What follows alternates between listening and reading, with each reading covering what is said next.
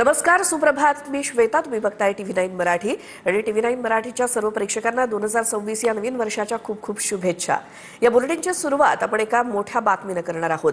गुन्हेगारांना राष्ट्रवादीतनं उमेदवारी दिलेली नाही असं अजित पवारांनी स्पष्ट केलंय. काही जागा या RPI सचिन खरात गटाला दिल्यात.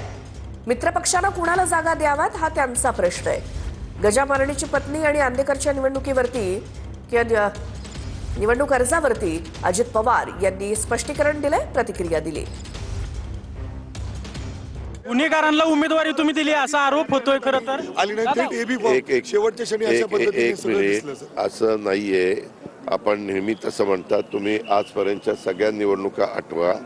आमची RPI Republican party of India Sachin Kharat यांच्याबरोबर युती झालेली आहे आणि काही जागा आम्ही त्यांना सोडलेल्या आहेत. मी त्याच्या संदर्भात वेगळी पत्रकार परिषद घेऊन आपण मीडियानी कालपासून काय चालवलं हे मी पण पाहिलेलं आहे. आपल्याला सगळ्यांना माझी कामाची पद्धत त्या ठिकाणी माहिती आहे.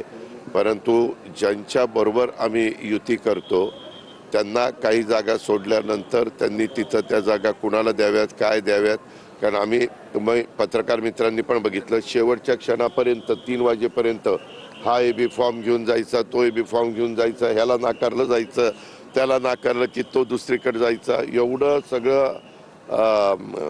गोंधळाचं वातावरण त्यावेळेस निर्माण झालेलं होतं.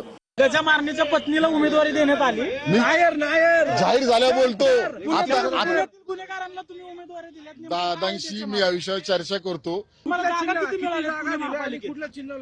नक्कीच मी आपल्याशी चर्चा करेल. तुम्ही सगळे माझे मित्र आहात, त्यामुळे मी तुम्हाला सांगू इच्छितो. पहिली दादांबरोबर गजामारणे तुम्ही उमेदवारी दिल्यात. खरं तर गुंडांना उमेदवारी देऊन काय साध्य करू इच्छिता? आदरणीय दादांबरोबर चर्चा झाल्यानंतर मी तुमच्याशी सविस्तर बोलेन.